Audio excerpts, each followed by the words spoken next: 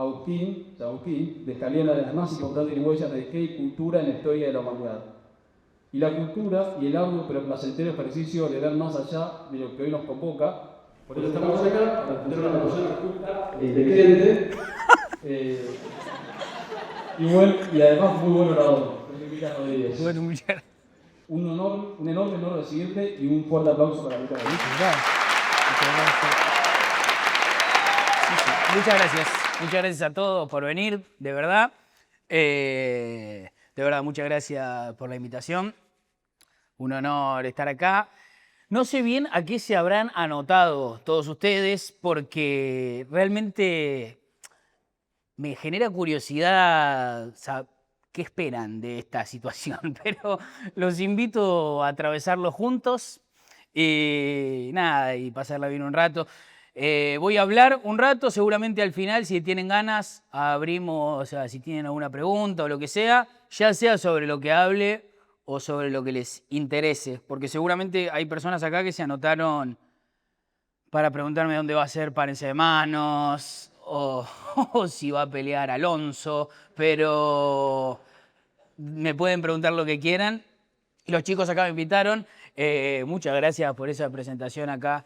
Realmente me queda gigante la idea de que San Agustín hizo posible que esté acá. Lo hizo posible mi curiosidad, y siempre me gusta venir a hablar. Los chicos me invitaron porque vieron una charla, no sé si alguien acá la habrá visto, que di en la Universidad de Morón sobre la figura del maestro. Y es un poco hablar sobre esas cuestiones y ampliar sobre el misterio en sí y sobre la justicia. ¿Todos ustedes son estudiantes de Derecho? Ah, perfecto. Nada. ¿Cómo? Medicina. Bueno, muy bien. Entonces, la justicia los tiene sin cuidado. No, hablamos un poco sobre el misterio en sí, que eso nos va a desembocar en la justicia o en cualquier lugar en el que ustedes ubiquen el misterio. Por supuesto, me van a escuchar hablar sobre un montón de cuestiones que no son cosas que he pensado yo o lugares o respuestas a las que he encontrado, sino que o he estado en clase con gente, o hablado con personas, o leído personas que hacen lograr una síntesis o alguna cuestión en relación a temas tan complejos como pueden ser el misterio o la justicia misma. Suena un poco gracioso la idea de decir, hoy vino a la facultad Luquitas Rodríguez, un especialista en justicia. No, no voy a hacer eso, tampoco voy a ser un especialista en misterio, que bueno, me gustaría, pero evidentemente no es el caso. Como decía, para quien vio la otra charla, yo creo que la figura del maestro tiene que ver con alguien que nos guía y nos acerca al misterio en la misma medida en que nos amplía la circunferencia del misterio. Para eso, no estrictamente para hablar sobre la figura del maestro, pero sí sobre el misterio, Chesterton utiliza la figura o el símbolo de la cruz. Evidentemente vamos a hablar muchísimo, o voy a hablar mucho sobre símbolos, sobre cuestiones que no tienen que ver con la literalidad de la vida o con lo denotativo de nuestra vida, sino con lo simbólico, que no por eso quiere decir que es falso, al contrario, es una forma, o es la forma de acercarse a lo verdadero.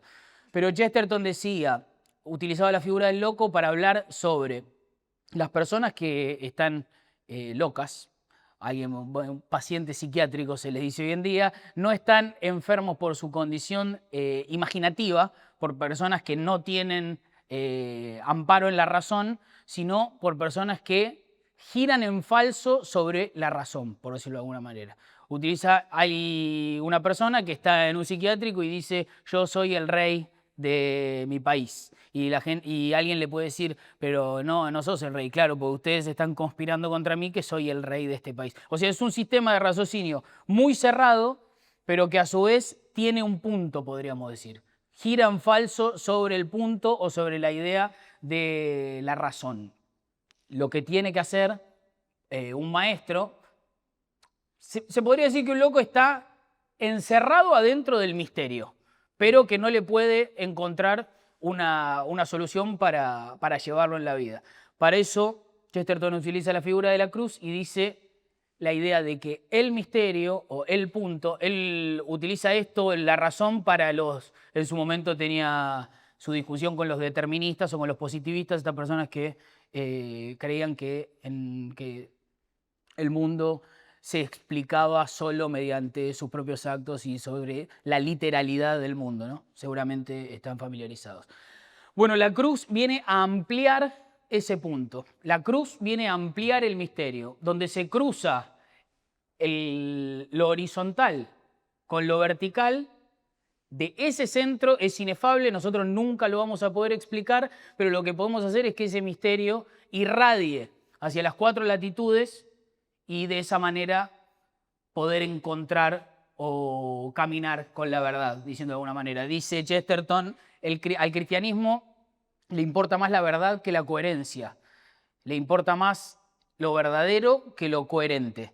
¿Se entiende? Por ejemplo, en la condición de Jesucristo, pensado simbólicamente. Es todo lo humano que puede ser y es todo lo Dios que puede ser a la vez. Cuestiones que nos parecen incoherentes, mientras más humano es y más Dios es, más se amplía la circunferencia del misterio de Jesucristo. Por eso el reino de Dios nos contempla a todos. También voy a decir muchas veces la palabra Dios, la palabra Jesús y demás.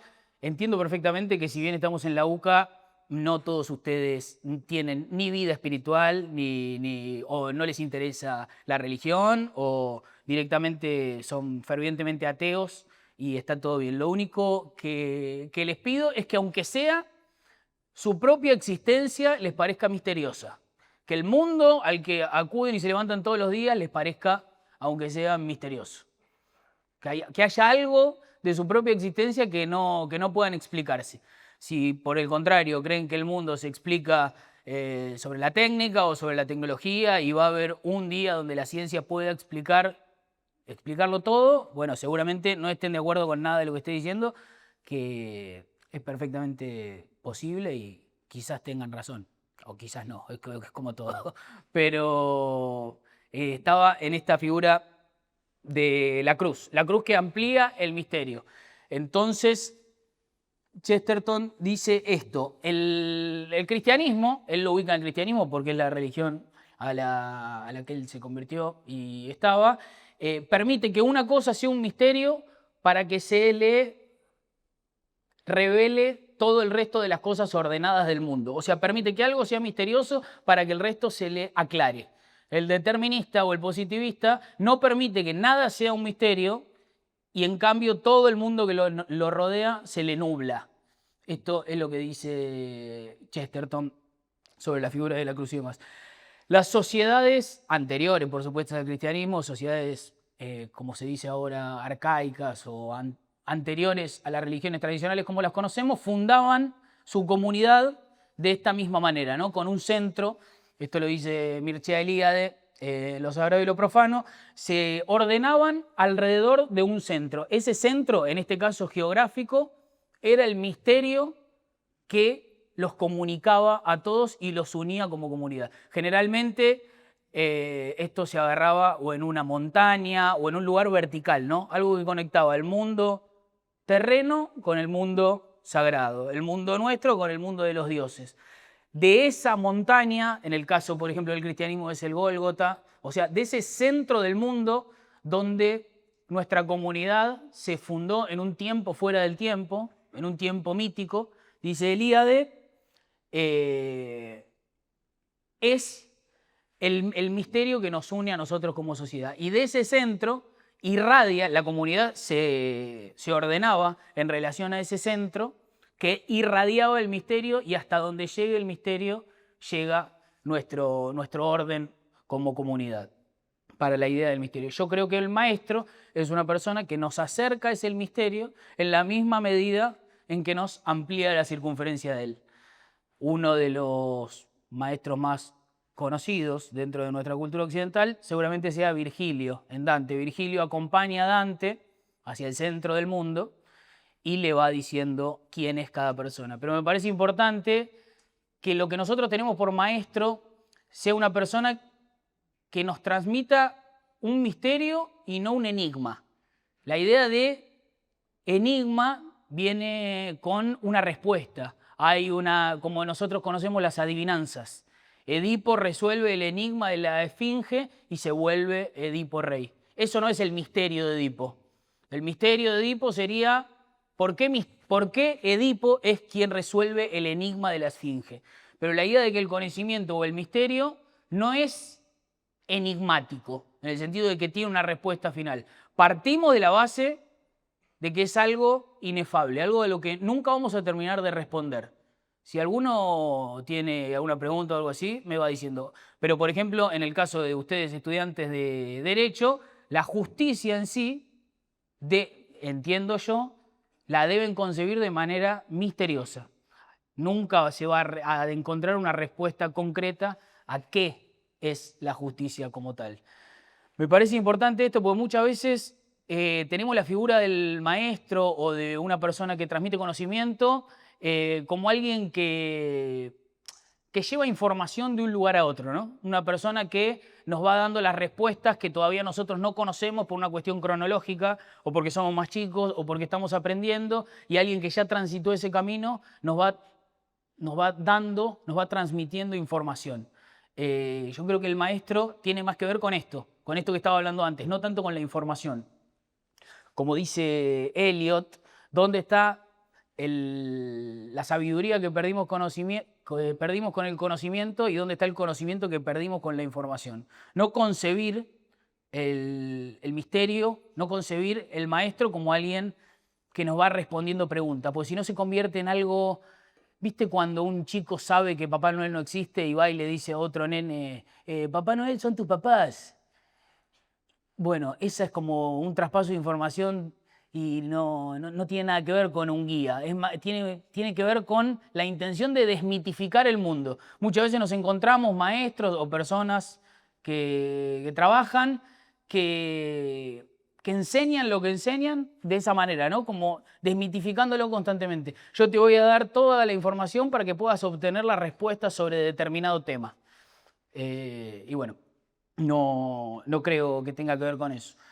Si estamos hablando un poco del maestro y del misterio, lo que hoy tenía para decir o para traer acá para pensar con ustedes o charlarlo, es sobre el misterio en sí. Ya ubicamos el misterio en las sociedades, como decía Elíade, ¿se entendió eso? Un eje vertical o una montaña, o el sueño de Jacob ¿por qué Jacob?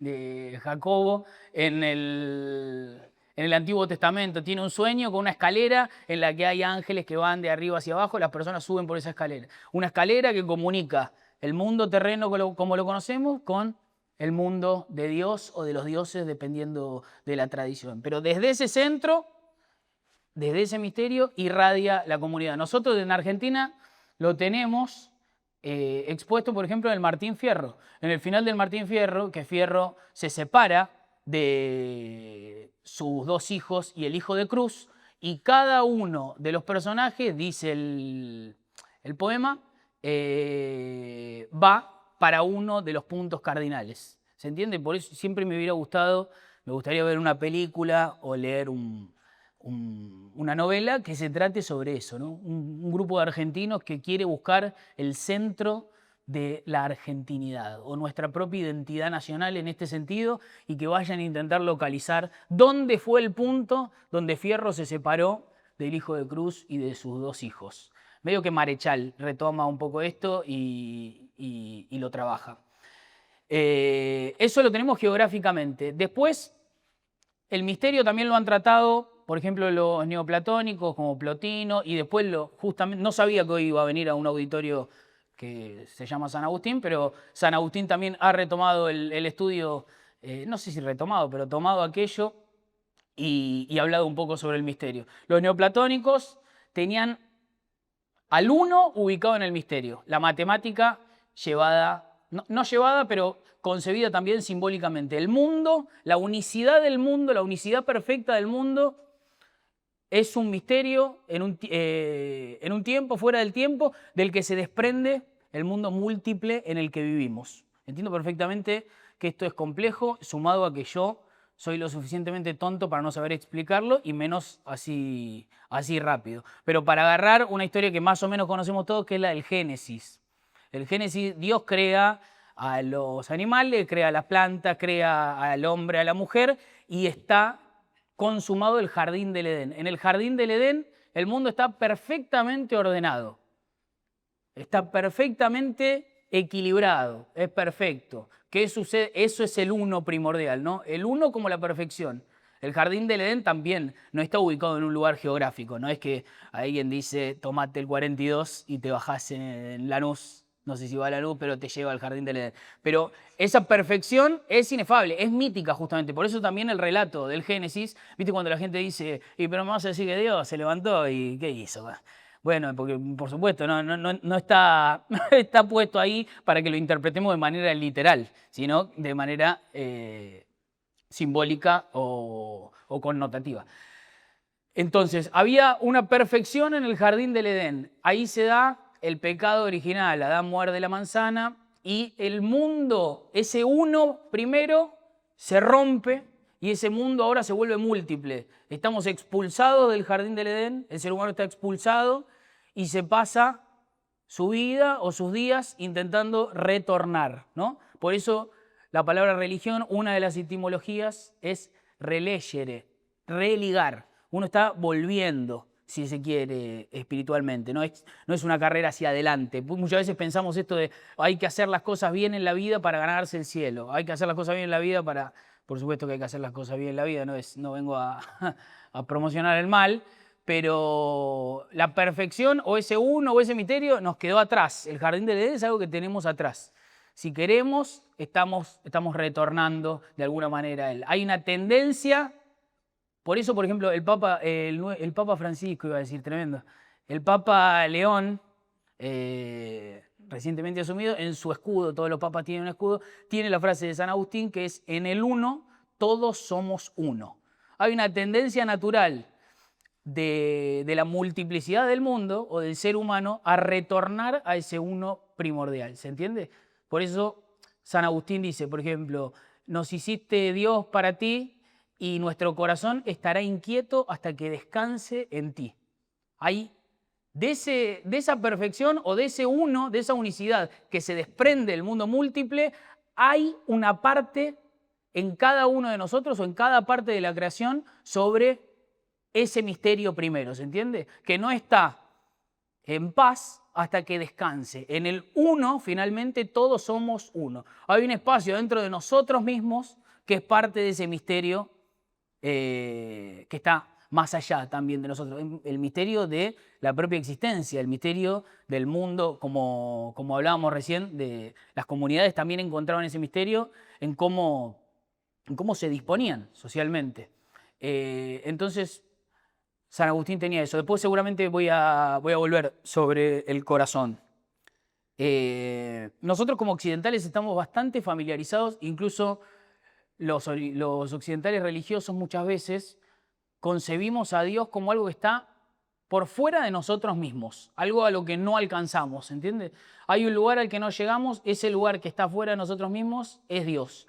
O su contracara, que es el occidental o el hombre moderno secular, que diviniza al individuo directamente. Como Dios no existe, o sea, como Dios es una pregunta ya respondida, nosotros ahora ubicamos el lugar de Dios como individuos. Eso lo vemos, por ejemplo, en películas que vimos todos. Jurassic Park.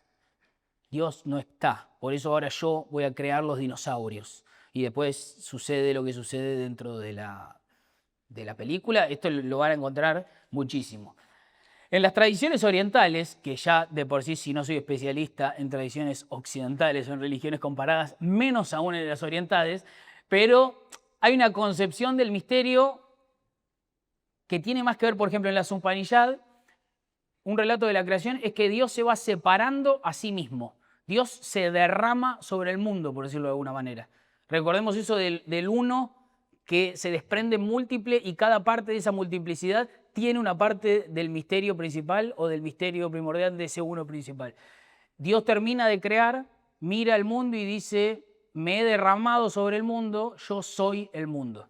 Los orientales tienen esta cuestión más asimilada de que el misterio de la existencia, el misterio de Dios está dentro de ellos mismos también, ¿se entiende? Hay algo de Dios está más allá de mí mismo, pero a su vez hay una parte mía que no me pertenece a mí, que es sagrada, por decirlo de alguna manera. ¿Se entiende más o menos? Esto tiene que ver con la concepción que decíamos antes. Yo tengo... Ya casi terminamos, muchachos. Esta cuestión. Muchas veces entendemos, para entender el misterio dentro de nosotros mismos, tenemos que vernos como un microcosmos, simbólicamente. El mundo es un misterio, como tal. Roberto Calazo dice, el primer mito es el mundo. El primer misterio es el mundo mismo. Ese macrocosmos misterioso tiene su espejo adentro de nosotros mismos, que somos un microcosmos. Somos un espejo de ese primer misterio. ¿Se entiende de alguna manera? Por ejemplo, nosotros, si alguien agarra el cuerpo humano para llevarlo a un punto anatómico, nos partimos a la mitad, uno agarra un cuerpo humano, lo parte a la mitad, de un lado le queda una mano, otra mano, 5 dedos de una mano, 5 dedos de otra mano, pares de ojos, un ojo de cada lado, pero hay una cosa que solamente la vamos a encontrar del lado izquierdo, que es el corazón. El misterio de nuestro microcosmos habita en el símbolo del corazón. El corazón que más o menos está en el centro de nuestro cuerpo y cuál es su función como órgano, que es ir, como hablábamos del símbolo recién, por ejemplo, lo del Martín Fierro, trasladar o bombear la sangre hacia las 4 latitudes de nuestro cuerpo. Simbólicamente, la sangre también es la vida. O sea, el centro de nuestra existencia, simbólica y espiritualmente, lo tenemos en el corazón. El misterio de quiénes somos está en nuestro corazón. Esto lo tenemos bastante asimilado. Muchas veces, ¿quién te dice? Tenés que decidir con el corazón. Tenés que, por ejemplo, el rey Salomón en el Antiguo Testamento dice, Señor, dame un corazón que comprenda. Nosotros muchas veces tenemos concebida la idea de que el corazón es el lugar donde solamente sentimos. Es como, si tengo que decidir con el corazón, siento tal cosa. Ahora, si tengo que pensar, la decisión que tengo que tomar es otra. Tenemos emancipada la idea de sentir o de comprender en nuestro corazón. Simbólicamente,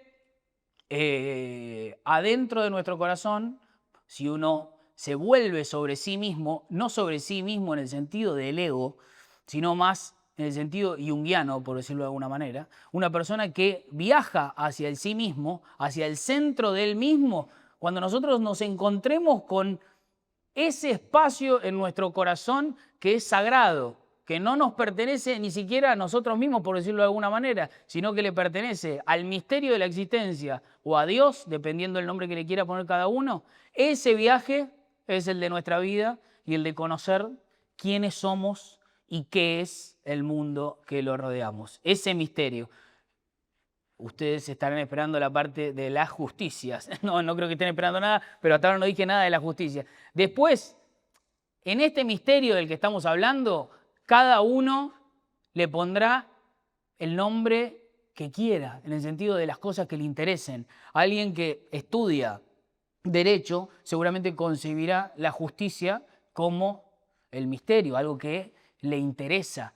Por eso también la justicia inmanifiesta, o hay algo que se llama justicia divina, que es una justicia fuera de la justicia como la conocemos, pero que está ahí. Por eso no existe la injusticia divina, porque si es divina es perfecta, si es divina es ordenada y nos sirve para ir, para caminar hacia ese misterio, mientras, como decía al principio, amplificamos la circunferencia de él, porque muchas veces nos cuesta, o imagino que a ustedes los que estudian Derecho les pasará esto, cómo conciben su propia actividad dentro del mundo como lo conocemos. Porque seguramente si mi madre estudia Derecho, con quien he discutido muchísimo, supongo que les interesa lo que está bien y lo que está mal, si son personas que están acá estudiando Derecho. Pero a su vez, dentro del orden inmanifiesto o de esa justicia que está por encima, de ese misterio que es la justicia, el bien puede servir para el mal y el mal puede ser operativamente un paso para llegar a esa justicia más grande. Entonces ustedes están en el medio de esa encrucijada. Realmente siempre lo pienso como los abogados, los jueces entienden esto. Porque de alguna manera su profesión es el espejo de una profesión más alta, pero a la vez ustedes nunca van a llegar a esa justicia perfecta. Nunca van a llegar a saber qué es el bien, qué es lo que está bien, qué es lo que tienen que hacer o lo que no tienen que hacer. Hay una película muy buena de Clint Eastwood que se llama Jurado número 2, que seguramente varios de acá, si estudian Derecho, la habrán visto, que plantea esto muchísimo mejor. Así que no tengo mucho más para decirles. Muchas gracias por escucharme y si tienen alguna pregunta, háganla. Muchas gracias.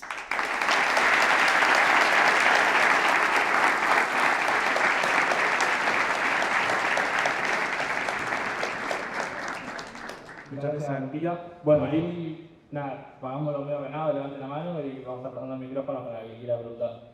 Bueno, Espero no haber aburrido mucho, perdón, che. Bueno, gracias Luqui por venir. Justo recién nombrados al Papa León y teniendo ese partido con el Papa Francisco y hace no tanto, tuviste la suerte de conocerlo y de poder conversar con él.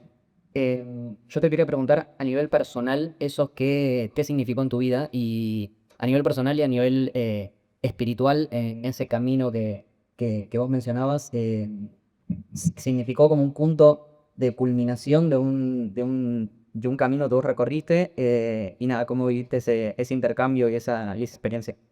Bueno, gracias. Viste que en el mundo, en nuestra vida, está todo bastante mezclado. Es medio difícil que una persona tenga completa percepción sobre si lo que está viviendo es el punto de una culminación o si se está cerrando o abriendo algo. Nosotros vamos viviendo y vamos atravesando las situaciones como podemos y como nos sale. No sé, la verdad es que no, la respuesta real es, yo no sé qué tanto tuvo que ver en mi camino espiritual estrictamente conocerlo a Francisco, poder hacerle esa pregunta y tener ese momento. Sí que es algo que esperé muchísimo, que disfruté y que me significó mucho en el momento. La verdad es que me significó mucho. Poder mirarlo. Francisco tenía algo tremendo que era el carisma, esa persona que puede transmitir en un instante algo verdadero. Y eso me sucedió mirándolo y poder ahí intercambiar. Aparte, me causó gracia, yo estaba ahí con distintos personajes de la política, no conocidos, pero gente que va al encuentro con Francisco a sacarse una foto con Francisco para después, nada, que subirla como todos y que eso tenga un impacto. Y me causó mucha gracia, es lo primero que me viene a la cabeza en relación a lo que me preguntabas, que hay una señora que va y le regala a Francisco un cuadro que era medio como, no de arte abstracto, pero no estaba dibujada de manera literal un edificio, sino que era como un pastiche de colores. Y le dice, Francisco, ¿lo reconoce? Y Francisco agarra así y dice, no. Y la señora le dice, es el colegio de los jesuitas de Córdoba, donde estudió usted. Si usted dice, dijo Francisco. Y aunque sea tener ese instante, esas cosas que realmente se me guardaron en el alma y nada, Francisco es el argentino más importante de todos los tiempos. Poder haber compartido un instante con él es invalorable. Gracias, loco. Hola, Loquitas, buenas. Mi pregunta va más acerca del misterio y del maestro. Si vos tuvieras la posibilidad de tener el conocimiento para poder tener la respuesta a un misterio, ¿cuál es el que te gustaría poder resolver? Y si podrías nombrar a alguien que fue algún maestro, algún guía en lo que viene siendo tu vida personal. Si yo pudiera desentrañar un misterio, ¿cuál es la palabra donde yo encuentro el misterio, decís? Perdón, que no te terminé de escuchar bien. Básicamente, o sea, hablando del misterio de la justicia, Sí. ¿cuál es el que más retumba en tu cabeza? Es la belleza, sin lugar a dudas. A mí las minas me encantan. No, mentira. No, la belleza. La belleza como... Yo siempre quise ser un artista. El misterio que más me interesa... El misterio es siempre el mismo, ¿no? Pero la belleza es el que más he pensado. Y con relación a maestros, sí, tuve maestros. Ángel Fareta fue un maestro que a mí me marcó muchísimo realmente. Me marcó muchísimo. Fue la primera vez donde yo fui a una clase de cine, vi a alguien que escena por escena me iba contando o introduciendo en ese misterio a medida que yo empezaba a entender por qué eso que yo veía en el cine me era tan importante, por qué me significa tanto esta historia, qué pasa, qué hay acá, justamente, ¿no? Y bueno, él fue el maestro más importante que tuve. Después Porrín y demás. Aparte, muchos maestros no los conocemos, sino que los leemos, pero eso. Pero bueno, diré Joaquín. Hola Lucas, me anoté la pregunta para no decir cualquier huevo. Entonces, en un punto planteaste, ejemplificando con la visión oriental, que el misterio en cierta manera se puede encontrar dentro nuestro. ¿Por qué si es así que el misterio se encuentra dentro nuestro, nos hace falta un maestro, una figura externa para desvelar y extender parte de ese misterio? Espectacular, muy bueno.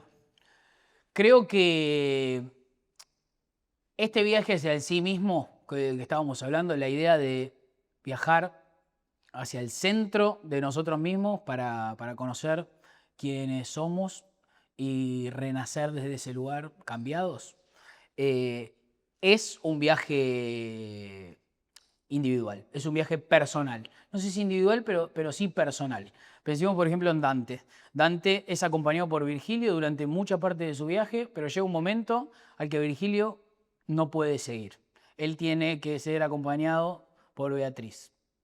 Tiene que ver a través de los ojos de Beatriz. Hay un lugar al que el maestro, en este caso, no llega, por distintas cosas en el caso de Dante y Virgilio, pero también, si lo tomamos por tu pregunta, va a haber un momento de ese viaje donde inevitablemente estamos solos. Y el umbral lo vamos a tener que cruzar nosotros. Eso no quiere decir que no necesitamos de nadie. Eso no quiere decir que distintas personas o distintas voces nos guíen hacia ese lugar. El otro día estaba viendo, antes de ayer, A Few Good Men, la de Tom Cruise, que ustedes, que si alguno estudia Derecho seguramente la vio. Llega el momento del juicio final donde Tom Cruise tiene que ver si aprieta o no a un coronel de las Fuerzas Armadas, donde todas las personas que le fueron dando manija y le dijeron, dale, loco, no le fueron dando manija, lo ayudaron también, ¿no? Lo fueron ayudando en ese camino donde le dicen, che, creo que no la veo, no, fíjate. Y hay un momento del héroe donde el héroe, en este caso nosotros mismos, pues nosotros mismos llevamos la condición heroica dentro de nosotros, tiene que dar el paso él. Ese umbral lo tenemos que cruzar nosotros. Pero, sin embargo, es clave el maestro, porque justamente pienso en el Adán Buenos Aires. El Adán Buenos Aires tiene muy bien todo esto de lo uno y lo múltiple. Nos perdemos en la multiplicidad del mundo si nosotros no tenemos un guía. Nos perdemos en nuestra propia existencia, en nuestros propios días, en nuestra propia vida. Es muy difícil si alguien no nos acompaña a encontrar el camino. Es muy difícil. Pero está bien la pregunta. En realidad la pregunta sería, ¿cuándo es el momento donde nosotros nos damos cuenta que estamos solos y que depende de nosotros, ¿no? Bueno, no sé, me da un poco de miedo pensarlo. Hola, Lucas, primero que nada, gracias por venir. Es un privilegio no solo de tenerte acá, una charla así, la verdad que muy enriquecedora y nosotros, hablo por mí, hablo por todos, pero estoy muy felices a todos verte en este momento en el que te encontrás vos personalmente en tu carrera. La verdad que es algo importantísimo y muy lindo de tu parte que te tomes el tiempo para venir acá, por no tan desinteresada. Te vamos a agradecer tanto por mí como por todos también, por tu labor comunicativa en el día a día hace tantos años, desde los Gabriel de Gatti. Y bueno, sacando una sonrisa a todos, sin contar el momento que vivías con alguno. Gracias, hermano, muchas gracias. Gracias, Leo.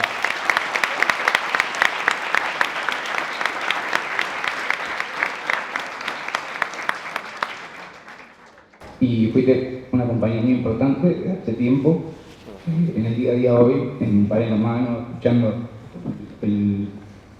a vos con los chicos, yendo al laburo, volviendo, y uno se siente acompañado en ese momento. Y por eso que es una pregunta espiritual. Si sos consciente del don que tenés y de lo que generaste la gente, y que todas las personas tienen desencuentros con la religiosidad y con su espiritualidad. Y si querías ser como que tu camino, espiritualmente hablando, y además, si te pasó de tener algún desencuentro, y cuál fue la herramienta o el pensamiento, la forma que encontraste para tener nuevamente este encuentro, ¿no? Bueno, muchísimas gracias, loco. La verdad que tremendo. Muchas gracias. Muchas gracias por tus palabras. Y es una alegría y un honor realmente que haberte acompañado, aunque sea en algo, desde mi rol de entretenedor o que te haya hecho reír en algún momento. De verdad, muchas gracias. Lo valoro mucho, aunque soy malo para transmitirlo, pero de verdad, muchísimas gracias. En relación a lo que me preguntabas, yo, mi relación con mi espiritualidad, yo siempre sentí que el mundo era misterioso. No tengo formación de familia religiosa, ni fui a catequesis, ni nada que ver con la iglesia en sí, pero yo desde muy chico percibía que nada, que era increíble la propia, la propia existencia, que era raro. Siempre me llamaron la atención las personas cautivantes, los espacios que me gustaban, siempre fui curioso.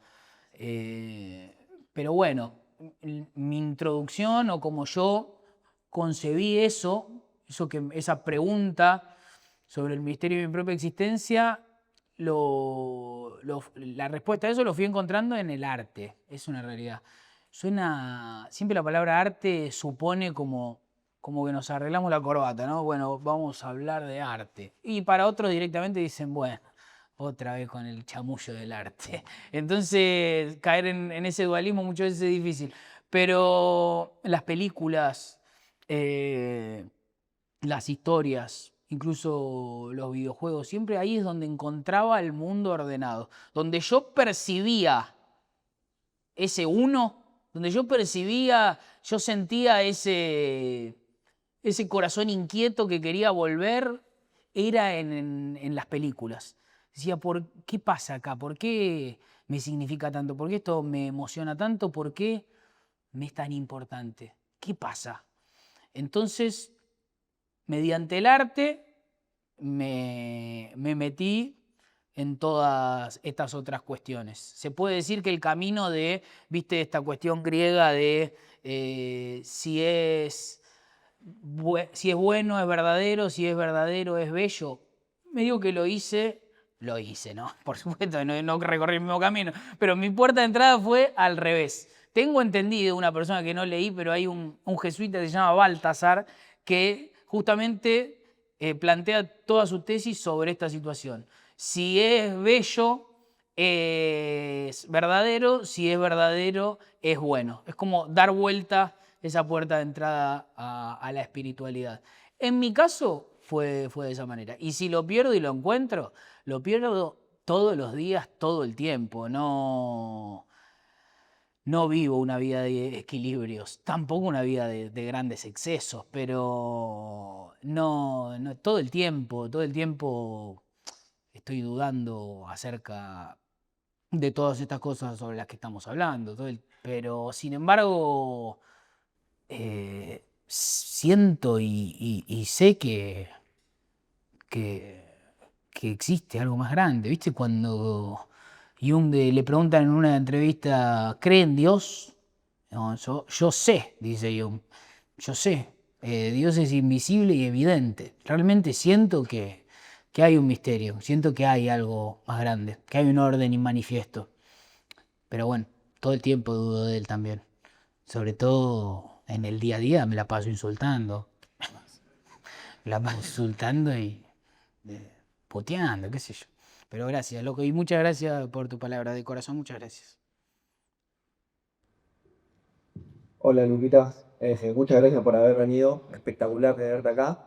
Y no sé, la verdad, si mi pregunta es tan buena, pero tiene que ver con el héroe, hablaste de Edipo, bueno, todos coincidimos acá de que él es el héroe. Quería preguntar por Yocasta, porque me parece que hace poco retomé a Edipo y ella muere en las mismas condiciones, digo, es la que le transmite de alguna manera a Edipo que bueno, que era su madre, Claro. o es la que primero se da cuenta, y ella también se suicida.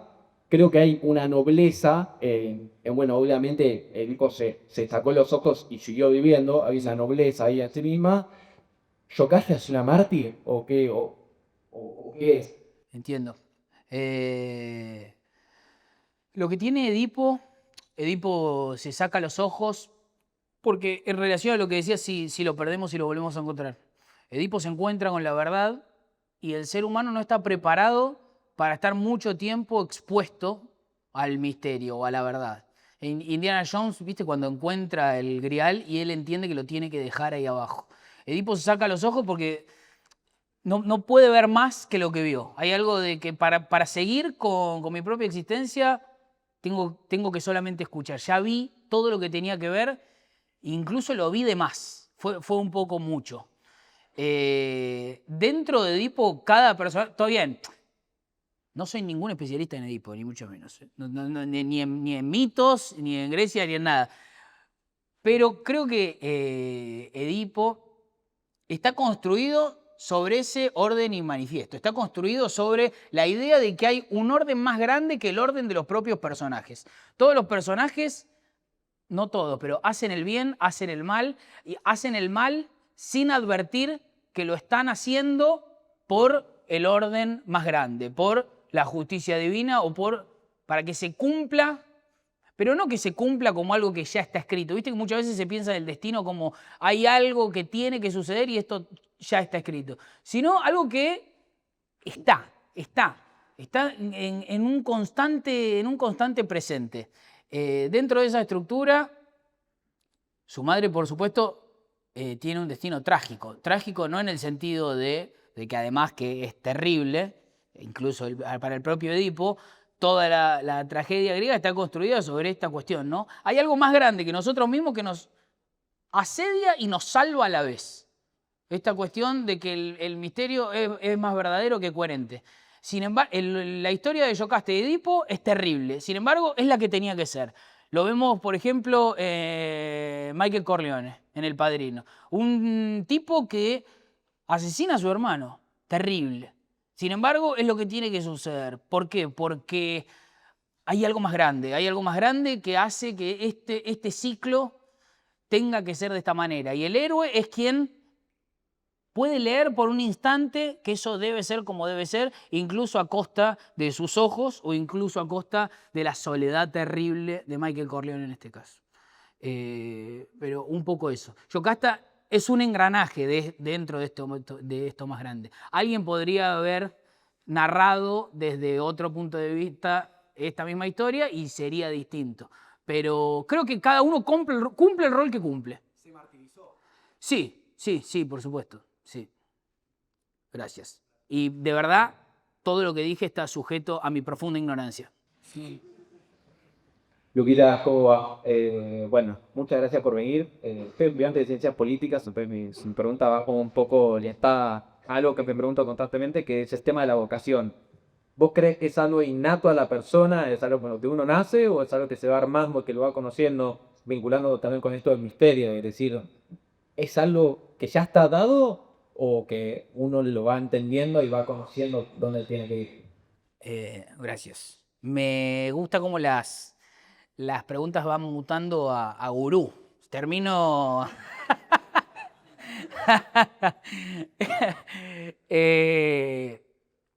Yo no sé. Supongo que deben ser las dos a la vez. Yo muchas veces, mi novia es médica y siempre el misterio de los bebés. Los bebés vienen con algo o su contexto, sus padres, todo lo que los va atravesando, los va formando y conforman una persona que se construyó a partir de todo lo que sucedió a su alrededor. Como te decía en lo del misterio y demás, creo que hay un espacio dentro de nosotros mismos que nos es común a todos, porque todos llevamos adentro de nuestro corazón una parte sagrada de eso más grande o de la creación misma, pero que nos es común a todos. Todos tenemos ese espacio. Y esa partecita que tenés vos del uno es una misma partecita de la mía. Por eso también el otro es concebido como un semejante. Muchas veces no como un semejante. Yo soy vos y vos soy yo, de alguna manera. ¿Se entiende? Tenemos esa misma condición de humanidad. A su vez, es particular, porque vos me decís la vocación, hay personas que tienen vocación política y personas que tienen vocación de derecho, de ser abogados. No creo que se ha dado, creo que lo vamos construyendo y vamos encontrando ese espacio sagrado de nosotros mismos en diferentes plataformas, como puede ser la de ser médico. Pero yo quiero ser todo, yo quiero ser distintas cosas. No consigo la vocación como un llamado unidireccional de una vez. También el Adán Buenos Aires lo tiene muy marcado esto. Adán desciende a los infiernos, a la oscura ciudad de Cacodelfia, y se encuentra con todas las posibilidades de él mismo. Se encuentra a él siendo un campeón de boxeo. Es como decir, ¿a vos te gustaría salir campeón del mundo? Sí, claro, es una de las posibilidades dentro del mundo múltiple. También nosotros nos perdemos en todo lo que podríamos ser y no somos. Es difícil, podemos ser todo y uno a la vez, pero no, creo que sujetarse a un llamado vocacional en este aspecto, lo que me está diciendo yo quiero ser piloto de Fórmula 1, es perdernos la sorpresa de todo lo que podemos ser. Pero igual no tengo la respuesta, gracias. A ustedes les chupó un huevo todo lo que dije. No, digo a toda la ala izquierda. Acá hay una pregunta. Desde Radio Rivadavia. Lucas, Sí. ¿todo bien? Bueno, primero, gracias por tu tiempo. Aprovecho el micrófono para agradecerte. Me parece que sos un crack. Nos haces cagar de risa a todos hace mucho tiempo, así que la verdad aprovecho este segundo el micrófono para eso. Bueno, estoy hablando de la figura del maestro como aquel que nos ayuda a recorrer el misterio y que va ampliando su circunferencia. Y te quería preguntar si vos, desde tu educación, desde tu profesión, desde tu día a día en el stream, o sea, en los medios o del humor, te sentís identificado o crees que te toca ocupar ese rol de vez en cuando. Obviamente que dicho en abstracto y como encarando el tema como lo fuimos hablando, queda como un traje grande o como algo grandilocuente, pero bueno, me preguntaba por ese lado, o sea, ¿te sentís identificado o te ocupás ese rol? Entiendo. Inevitablemente creo que todos potencialmente somos todo, todos fuimos, todos somos, todos podemos ser, pero generalmente no me ubico a mí, mi autopercepción no está en ese espacio, no creo, no me veo dentro de esa figura. Ojalá, y me siento terriblemente honrado cuando alguien me dice, che, para mí me significase esto, pero yo no me pienso a mí mismo de esa manera. La verdad es que dentro de esta historia que estamos teniendo, que narrábamos y demás, me veo más como... Qué cosa, gracias, porque estábamos hablando de Dante y Virgilio y me iba a salir la frase, me veo más como Dante, pero me siento más el guiado. Siento que soy más el que escucha. Pero bueno, sí, para alguien quizá lo sea, pero no por una cuestión de los medios en sí. No sé. No creo que mi presencia en redes sociales y en los medios suscite en alguien la figura del maestro, de mis apariciones. Ah, claro, sí. Voy a seguir al de la teoría. Sí, por supuesto. Él va a ser, por supuesto, él va a ser mi maestro. Con él voy a todos lados. Pero sí, que a alguien le puedo significar, ¿cómo no? ¿Qué sé yo? Puede suceder, puede suceder. Sí, hola Lucas, acá, buenas tardes, acá. Primero que nada, buenas tardes, te habla Agustín.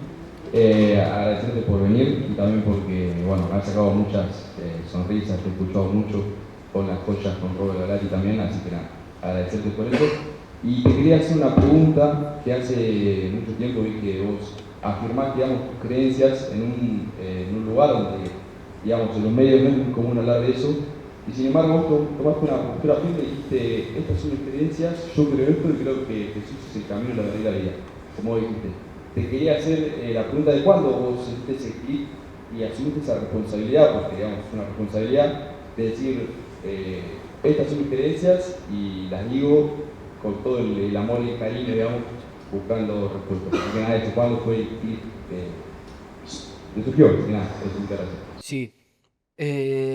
La verdad es que no tuve un clic donde dije, hoy voy a ir a una nota, hoy me vas a escuchar, Tenenbaum. No,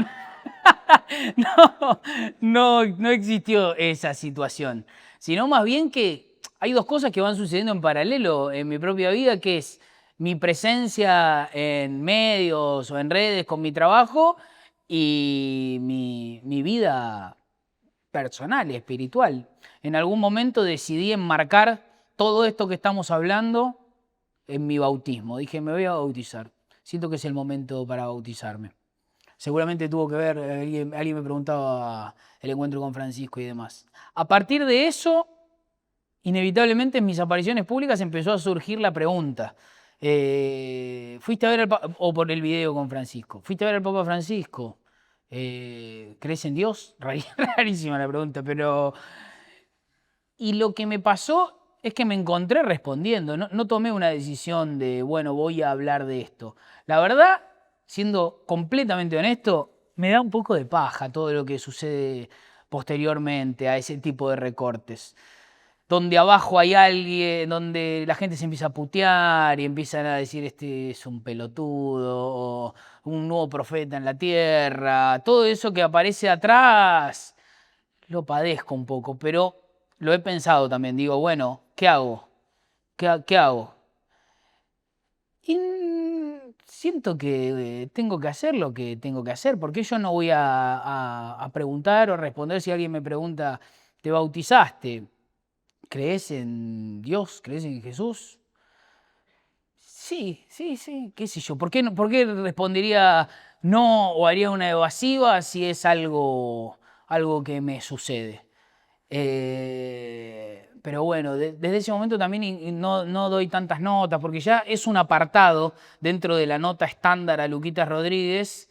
Bueno, y ahora vamos a hablar con Monseñor Rodríguez. Y que además ni siquiera me toca, ¿entendés? Me ubica a mí en un lugar que no tengo, porque empiezan o personas muy asociadas o muy avesadas en religión o en la iglesia, dicen que bueno que exista alguien así, eso está buenísimo, o otras personas que tienen un problema con la iglesia, dicen Luquitas Rodríguez es el representante.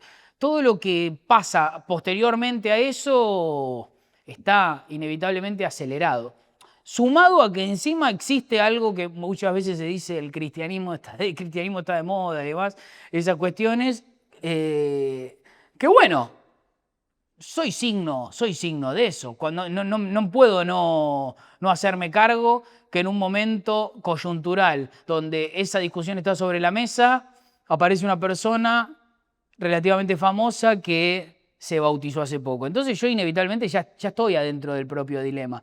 A su vez, mi lectura sobre el tema tiene más que ver con que lo que está de moda es la identidad religiosa más que la vida espiritual.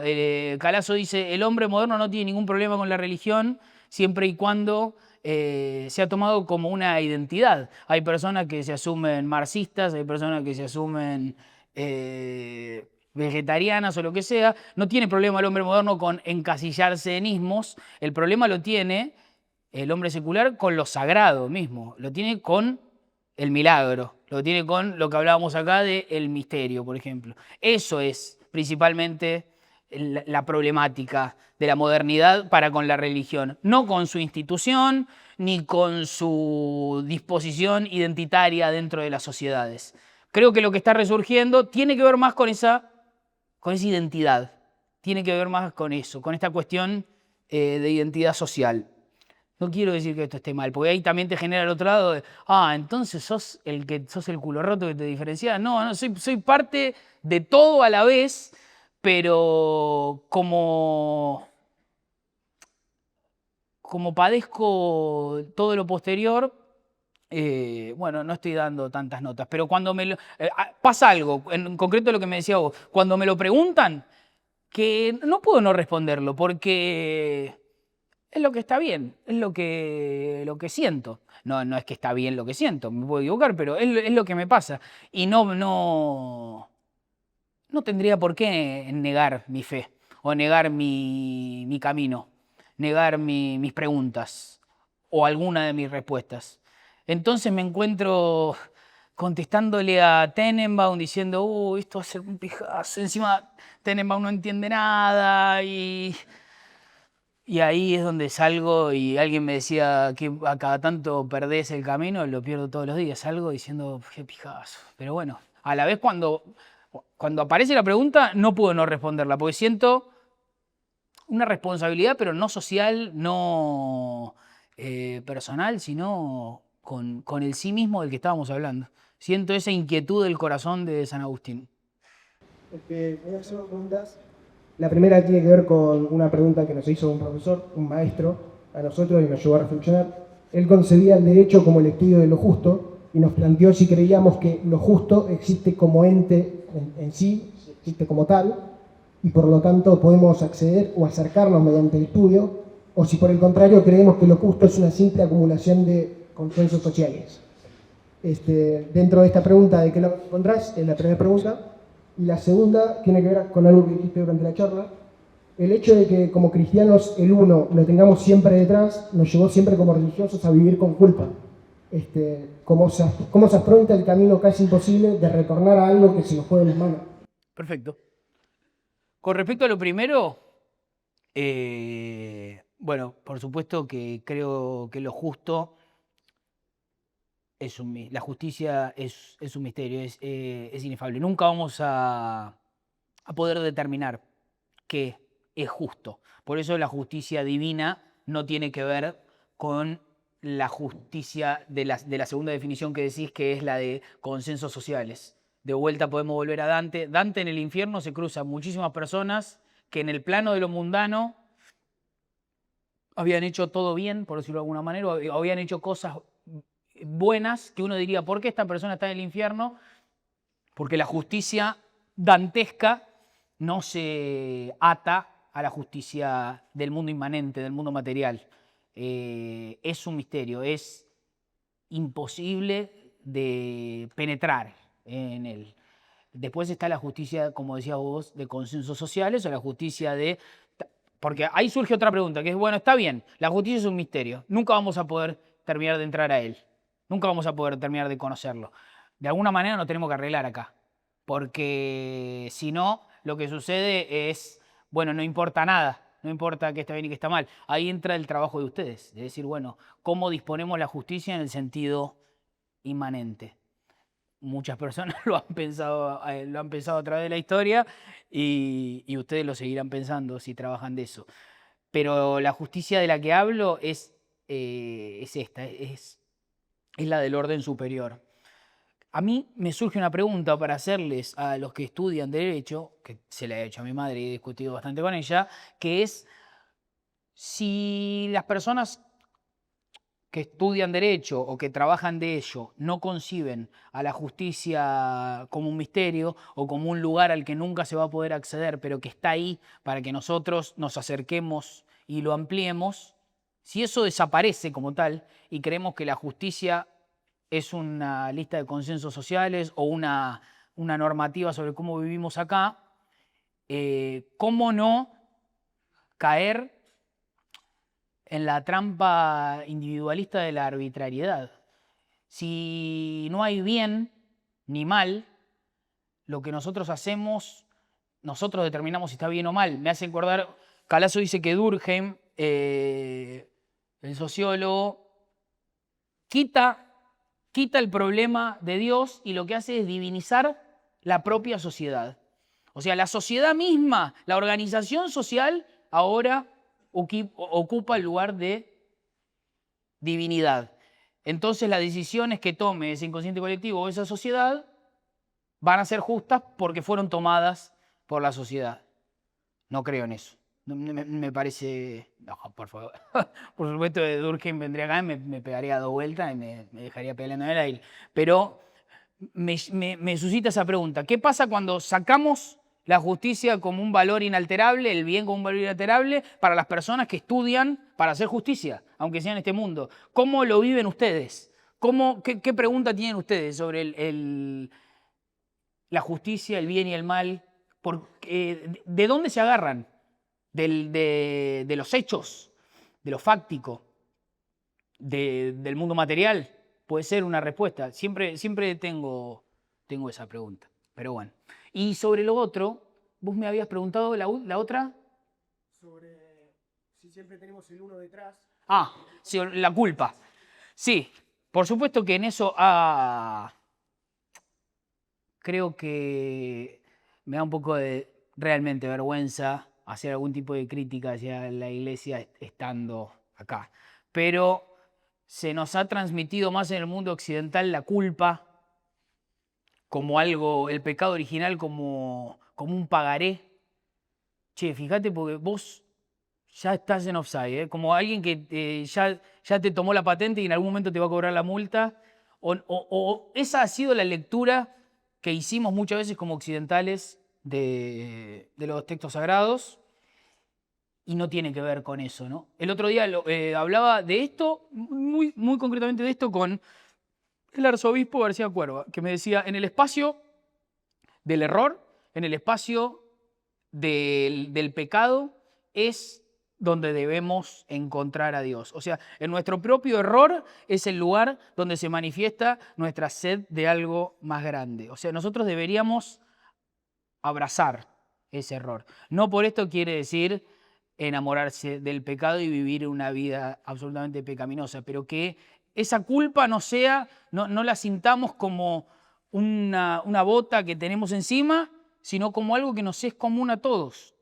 Todos. Cuando alguien comete un mal, potencialmente todos podríamos haber cometido ese mal. Esto es muy difícil de concebir. Generalmente el mal lo tenemos tendencia a alejarlo. El mundo moderno nos enseña el mal no es algo que yo tenga que ver. ¿Viste cuando alguien dice, ¿perdonarías a un amigo que te cagó $1000? Yo jamás te cagaría $1000. Y la gente dice, no, incluso con algo tan chiquito como algo económico. Imaginémonos cosas peores. Siempre el mal es algo que queremos expulsar. Nosotros no somos potencialmente malos. Siempre queremos vernos a nosotros como alguien bueno. Obviamente, todos lo queremos. Pero si, creo, respondiendo a tu pregunta, que haciendo contacto con el error, pero con el error como algo, como un espacio donde se manifiesta lo sagrado. Soy ese error. Soy tu error también. Alguien que comete algo malo. Bueno, estoy descubriendo la misericordia a medida que lo voy hablando, pero creo que tiene que ver con eso. Sí, muchas veces el sentimiento de culpa acecha, sobre todo a las personas religiosas, a las personas que vienen de familias religiosas. No es mi caso. Generalmente el hombre secular, al contrario, no siente culpa de nada. Lo que vivimos hoy en día es que nadie siente culpa por nada. Pero muchas veces personas que son religiosas de chicas sienten como un peso sobre la culpa muy fuerte, o ya estoy en fallo desde que nací, ¿cómo hago? Ponete cómodo, loco, quédate tranquilo que tenés para adelante. Pero bueno, gracias. Lucas, ¿qué tal? Buenas tardes. Primero que nada, me encantó la charla, estoy fascinado, me encantan todos estos temas. Es un gusto escucharte, cómo organizar todo de una manera mística y misteriosa, que me fascina, la verdad. Me encantó la charla, tengo un montón de ideas dando vueltas y voy a tratar de formularlo de la manera más coherente que pueda. A veces de muchas cosas. Lo primero, sobre el tema de la culpa, vos dijiste algo un poco. Se le achaca mucho al cristianismo, el impacto del cristianismo en la sociedad. Yo creo más bien que siempre tuvo culpa el ser humano, o sea, eso se ve en la literatura antigua, se ve la culpa del hombre, cómo al hombre lo vuelve loco la culpa, se ve en la tradición judaica, se ve en la tradición griega. El hombre siempre tuvo culpa, siempre la culpa fue algo que nos enloqueció, pero justamente sobre el cambio del cristianismo es que la culpa justamente tiene redención, lo que decías vos en nuestras misericordias. Bueno, no sé si te parece comentar algo sobre eso. Y después, bueno, tocaste muchos temas sobre el misterio, bueno, que hay en uno, el misterio que hay en la vida, el misterio que hay en la muerte, cómo buscando en nosotros, o mirando para adentro, encontramos el sentido. Me hace recordar mucho también, de vuelta con los griegos, esa frase que estaba en el oráculo de Delfos, conócete a ti mismo, me venía así a la cabeza con todo lo que decía, conócete a ti mismo, esa sabiduría antigua, que ya veían que buscando adentro del hombre, buscando en el misterio dentro del hombre, buscando en el corazón, ibas a encontrar el sentido que estaba afuera. Entonces, bueno, retomando también esto de San Agustín, el corazón está inquieto hasta el corazón en ti, se me viene a la cabeza también esto de Luis, de tenemos un agujero en el corazón que no es imposible de llenar y lo que lo llena está afuera, pero está por encima de nosotros. Y me cierra todo con el tema de la cruz. Vos decías que es un gran misterio, pero yo te quería preguntar si para vos es el misterio más grande, el de Dios hecho hombre que muere, es una cosa extrañísima, bizarra, para alguien que nunca lo escuchó, no sé qué se le sucedía por la cabeza, porque decía, no, Dios hizo hombre y murió por vos, te perdono. Si para vos ese es el misterio más grande, y si para vos también la cruz no es solo misterio, sino que también tiene algo de enseñanza, o sea, tiene algo, porque bueno, yo un cristiano en una Jesús le dice maestro también. Si para vos la cruz tiene algo de enseñanza en este misterio, y qué es lo que te enseña a vos o cómo lo traes. Muy bueno.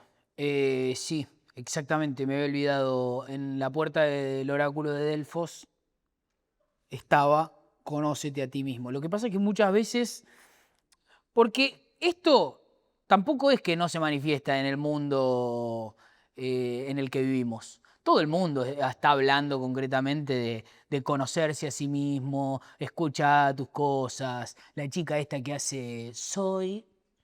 ¿Se entiende? No es que no lo vemos. Incluso esa chica, no la conozco a la chica, ¿no? Pero esa cuestión de las personas que encuentran respuestas en esas situaciones es la misma sed de la que estamos hablando. O sea, lo que moviliza a esas personas es también la sed de llenar ese vacío del que estabas hablando, del que habla Luis en su corazón. Lo que pasa es que cuando hablamos de nosotros mismos o conocernos a nosotros mismos, muchas veces el occidental cae en esta cuestión de conoce a tu ego, conoce tus caprichos y entrégate a él, conoce el placer y vivía dentro de eso llevado por él.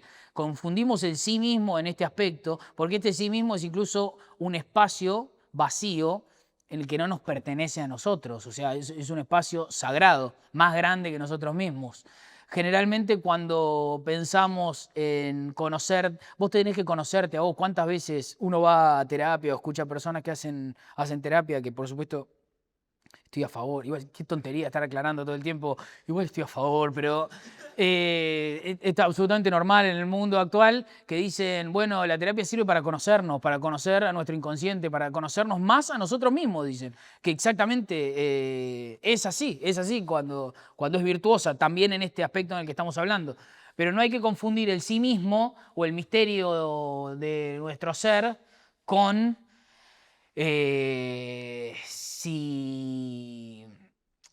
si tenemos que ir el domingo a ver a Boca o no, algo que esté estrictamente ligado al mundo denotativo, al mundo literal. En nosotros mismos del que estamos hablando no es literal. No hay un día, un momento de nuestra vida cronológica donde nosotros... Que igual también lo es, y volviendo a lo de la cruz, por ejemplo, es muy difícil de explicar el misterio de la cruz y el misterio de Jesucristo, porque justamente es el más grande de todos. Es una persona exactamente igual que nosotros, más humana que nosotros, y es a su vez el Dios más trascendente de todos, en un mismo espacio, en un tiempo, en la historia como la conocemos. No solo eso, porque el misterio de Jesucristo también tiene eso. No está en un tiempo fuera del tiempo, sino que está inserto en el mundo. Es como que ahora un tipo entre por ahí y diga, cuando me ven a mí, están viendo al Padre. ¿Qué? De la concha de tu madre, ¿no? Es eso, y es imposible que nosotros penetremos en eso de manera literal. Es imposible en realidad no es imposible, uno tiene que hacer todo este camino. Pero, por supuesto, es como que yo te diga todo. Un amigo, un cura, quien me bautizó, José Narvaja, dice, es como si todos los mares del mundo entrasen en el bolsillo de una persona. Es pensar eso. ¿Cómo todo eso es totalmente incoherente? Y a su vez es el misterio verdadero. En relación a lo que decías de la culpa, por supuesto, del pecado original, Jesucristo... Me causa mucha gracia decir la palabra Jesucristo en un escenario, pero realmente uno se siente en América a las 12 de la noche, pero Jesucristo vino para redimir ese pecado original en algún punto. Una de las líneas cuando se explica es, Jesucristo vino, Dios se hizo carne, bajó para que nosotros tengamos un maestro, también tengamos un guía y se someta a todos los terribles horrores, a la pasión para redimir a ese pecado original. Es tremendo. Lo primero que me pasa con Jesucristo es que me parece una historia increíble, pero es una tontería igual solamente decir, la verdad es que es el cuento más hermoso de todos los tiempos. No es solo, es un misterio apasionante y donde se refleja un camino y el de nosotros mismos. Realmente lo pienso porque también Jesucristo nos invita a nosotros mismos a pensarnos en Él como hombre. Cuando Él en la cruz dice, Padre, ¿por qué me has abandonado? Nosotros podemos hacer contacto total con la idea de un humano dudando. Alguien me preguntaba, ¿qué pasa cuando uno va perdiendo la fe en los distintos momentos de su vida? Es Dios dudando de Dios. Es una cosa muy compleja, muy misteriosa y no lo vamos a desentrañar acá. Así que nada, me quedo con esto, pero sí que lo pienso mucho.